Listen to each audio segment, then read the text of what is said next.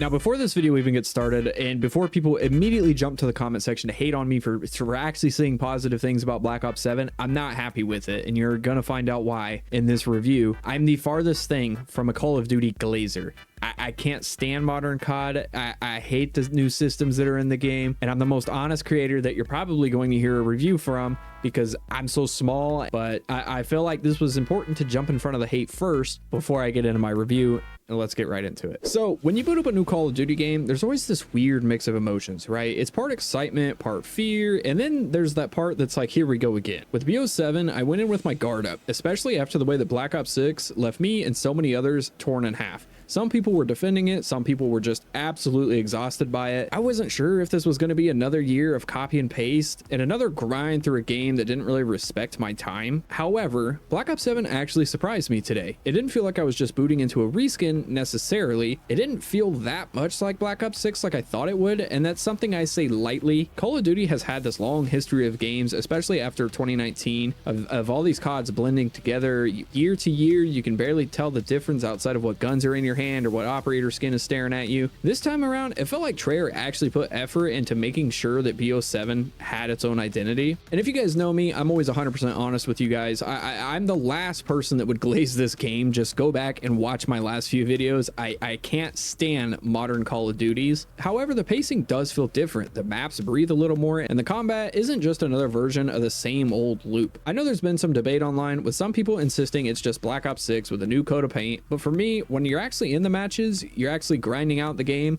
it's a whole different energy for me. From the second I dropped into my first match, I could tell this wasn't just another copy and paste COD. There's an atmosphere, a rhythm. It feels like it's trying to balance some things that COD fans have been asking for over the last few years. Of course, not everything is perfect, and trust me, we're going to get into that, because even though BO7 does a lot of right, there's still those lingering issues that drag the whole franchise down. The same issues that no matter how good the maps are, no matter how solid the gunplay feels, it all gets crushed under it. But before we get there, I think it's worth breaking this down piece by piece, because if you're like me, you've probably already asked yourself, is this actually worth committing to this year? And the only way to answer that is to really look at what Black Ops 7 does well, what it does wrong, and what it means for the future of Call of Duty. So let's start at the top. Does Black Ops 7 feel like a reskin? This is the biggest question people have whenever a new COD drops, especially this year more than ever. Is it just the same game with a new number attached? And with Black Ops 7, that question has been everywhere. Twitter, Reddit, YouTube comments, half the community is already writing it off as BO6.5. However, for me, it doesn't feel like a reskin when you're actually playing it.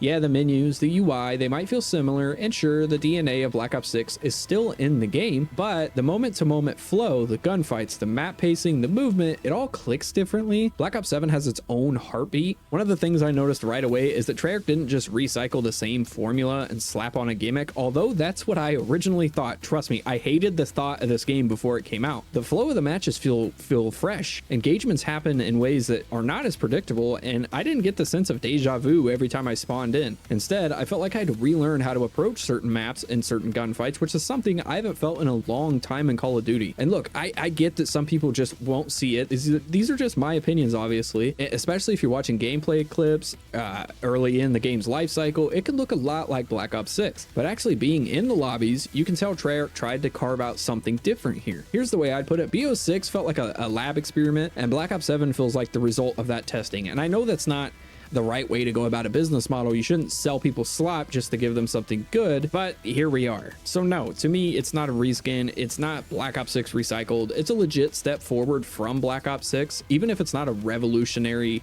adjustment. And honestly, that's what COD really needs. So not every year has to reinvent the wheel. Sometimes just making the core gameplay feel right is enough for me. Now we're on the maps and the flow. If there's one thing that can make or break a Call of Duty, it's the maps. Doesn't matter how smooth the movement feels, how good the guns sound. If the maps are trash, the game dies. And for years now, we've had a real mixed bag. Some CODs lean too far into simplicity, others try and reinvent maps as a whole and go crazy with it, like 2019. But Black Ops 7 kind of nailed it here. Right out of the gate, the map pool feels strong. Not perfect, because no COD launch ever is, aside from Black Ops 2 in my opinion, but strong in a way we haven't seen in a while. The lanes are there, but they're not so cookie cutter that every match feels predictable. There are these little pockets of verticality, flank routes, and most importantly, the flow feels natural. And what I mean by this is maps push you toward action without feeling like you're constantly being funneled into the meat grinder, like Black Ops 6 did a lot. You've got room to breathe, to reposition, and to actually kind of plan your route instead of just running forward and dying on repeat. Another thing that really stood out is how the maps look. The art direction is clean, readable, and vibrant without being cartoony. I can see enemy players instead of getting lost in cluttered environments or weird shadows. That sounds like a small thing, but if you played COD for long enough, you know how much that actually really matters. These maps feel like they were designed for multiple play styles. You can post up and hold down an area and camp if you're a rat. You can run and gun, you can snipe, and none of it feels like the map is punishing you for playing that way like Black Ops 6 did. It's been a long time since I felt like COD maps respected everyone in the lobby, not just SMG rushers or campers. So if I had to sum up the map pool, the maps just don't exist to fill space. They actually help make Black Ops 7 feel like its own game. They elevate the movement, they give the gunplay room to breathe, and they make every lobby feel alive in a way that BO6 never quite managed to. So now we're on to one of the more controversial topics of Black Ops 7, and that's the movement, and especially the wall bounce. After Black Ops 6, people were split. Some people love the cracked out pace. I personally didn't. Slide spam, the never stop moving mentality. Others felt like it completely killed the heart of Call of Duty, turning it into a parkour simulator.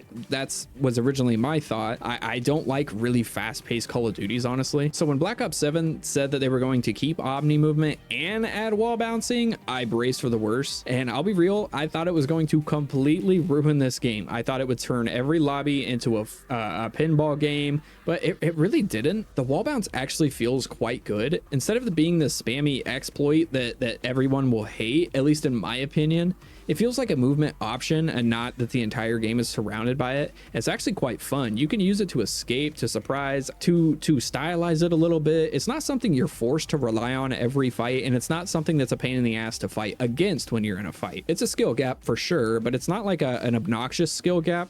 When somebody hits you with a wall bounce to dodge bullets and win a fight, you think, all right, that was pretty cool.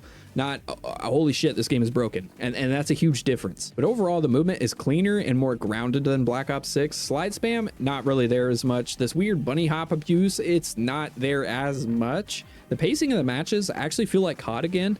Fast and intense, but not ridiculous. You can actually take corners, use cover, and play methodically without getting clowned by someone flying around like they're in Titanfall. It's kind of funny because I went in ready to hate on wall bounce more than anyone else. I absolutely hated that this was going to be a thing. I kind of love it now. It's got enough flair to separate Black Ops 7 from a lot of different CODs, but it's not so overbearing that it becomes the only thing that people talk about. Now, if Treyarch can keep this balance post-launch, I think Black Ops 7 might actually be one of the most fun movement systems we've seen in years. If you like, you know, Black Ops 3 style movement. If you don't, you might not like it that much, but it's not really as prominent, especially the Omni movement. It's not as like crazy as it was in Black Ops 6. So now the gunplay and the art style. Now for me, if there's one thing that BO7 absolutely nails, it's the gunplay. The very first match I played, the weapons felt correct, and that's something COD has struggled with lately. Guns either, especially in Black Ops 6, guns either feel like they're made of plastic, Nerf darts, or they feel like they're laser beams. But in Black Ops 7, every single gun has like this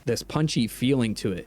You pull the trigger, there's a snap and a punch to every shot. It's very satisfying. You feel like you're controlling a weapon, not just holding down a button and watching numbers. And that's a huge deal because when the core of your game is shooting, it has to feel rewarding. And the balance is surprisingly pretty solid already. The M8's pretty broken, but leave it alone. I love that the M8's broken. It's my favorite gun from Black Ops 2. But like I said, I've seen a variety of playstyles in this game that I don't normally see. I've seen snipers, SMGs, ARs, LMGs. I see everything in these lobbies, and that's not something you normally see because of things like SPMM, and it's kind of refreshing to see. Now that could be just because it's a beta and everybody's trying to get their feelers out for everything. Now we need to talk art style. Black Ops 7 is honestly one of the best looking Call of Duty games we've had in a long time. It's not this like completely gray filter, and I'm not talking graphics here, I'm talking style. The maps are colorful, but they're not cartoony, and the tone feels gritty enough to match Black Ops without falling into that washed out gray like I was talking about. This is a COD that knows what its art style needs to be for now until they choose to add in all these stupid goofy skins that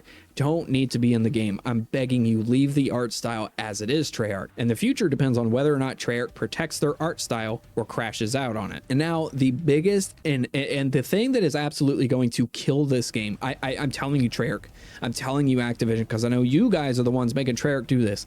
This is going to kill this game. This is the part of the review where my mood shifts because Black Ops 7 gets a lot right. Maps, movement, gunplay, servers, it still has one giant anchor weighing it down: skill-based matchmaking and disbanding lobbies. It doesn't matter how good the rest of the game is, if every match feels like you're playing ranked, the average player is going to get burnt out. And this is exactly what's been happening to Call of Duty for years now. Black Ops 7 feels like it's doubling down on skill-based matchmaking again. Maybe I'm going crazy. Matches are feeling manipulated. Call of Duty used to be about variety. You'd have some matches where you'd kick ass and some where you'd get your ass kicked, and a whole lot in between. That was the fun. That was the natural balance. Black Ops 7 is not allowing that balance. I haven't gotten shit on that much yet. However, I can see it. I can foresee it coming. And now let's bring up disbanding lobbies again. This one honestly kills the vibe more than anything. Call of Duty used to thrive on the idea of sticking around. You'd meet people in a lobby, trash talk, rematch, and even make friends. Some of the best COD memories for me came from staying up late and meeting people or trash talking. Just a sterile one and done matchmaking system. It is brutal because Call of Duty, like I've said 60 billion times now, is a community driven game. So let's talk final thoughts. Black Ops 7 for me isn't just a reskin. It feels like its own thing, and that's important to me. Call of Duty has a bad reputation right now, and honestly it's very well justified. But Black Ops 7 manages to separate itself with better flow, strong maps, and a toned down movement system. And the introduction of wall bouncing that I thought I was going to hate actually kind of works. Gunplay hits hard, the art style is on point for now, and technically the game runs smooth. Those are all wins, but we cannot ignore the elephant in the room. SBMM, OEMM, and disbanding lobbies are the dark cloud hanging over this game. You can feel the frustration already brewing in the community. Everybody on Twitter to YouTube to Discord to everywhere is talking about it. Not because the mechanics are bad, but because the system refuses to let players just play.